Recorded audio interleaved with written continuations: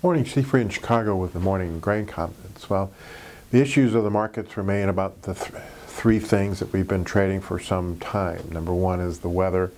It looks like for the next 2 weeks, most of the Midwest, especially in the northern areas, will see drier than normal conditions. Temperatures will be close to normal. And that brings up the debate on whether the crop is going to be actually smaller when farmers harvest it this fall than what the USDA says today. Second is money flow.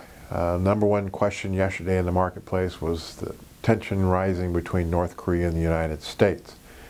Hightower feels that any escalated military conflict would be negative to the stock market. And you're hearing people say maybe you should look at some type of put options in your stock portfolio to cover any sell-off that might occur. But Hightower also mentioned that this could be a short-lived resolution, and that you get right back into the markets after, hopefully, nothing happens, but if there is a resolution. You're also seeing money move into safe haven, which is mostly the gold market, and trying to move money around. Historically, things like this have actually helped food markets, thinking that it might increase the demand for especially wheat and things like that. And the third thing is the USDA report. We've been talking for 30 days about what the government's going to say today, and as always at 11 o'clock we'll be a lot smarter than we are right now.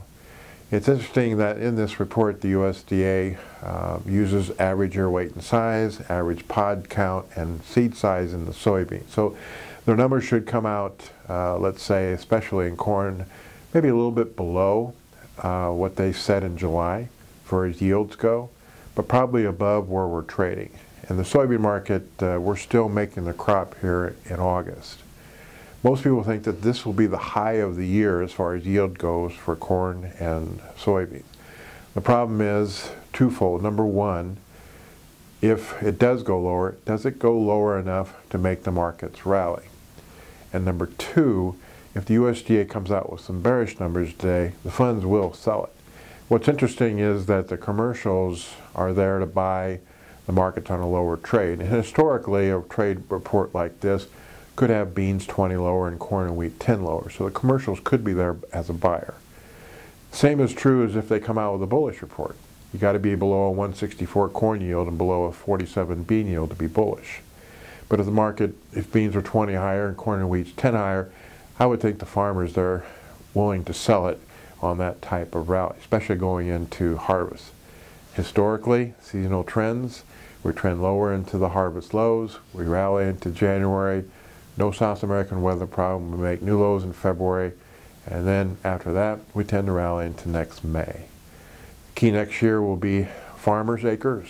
We need less acres right now than what they planted this past year. And will they switch from, let's say, beans to wheat? So those are all questions that we have to look at as far as the 18 contracts are concerned. Funds yesterday sold a few beans and meal, bought a little oil, corn, and wheat, estimated to be long 38,000 beans, 100,000 corn, and now long only 6,000 wheat going into this report. We'll be back with an update on the USDA's numbers at 11 o'clock. These are my thoughts and not those of ADM or ADM Investor Services. Have a safe and profitable trading day.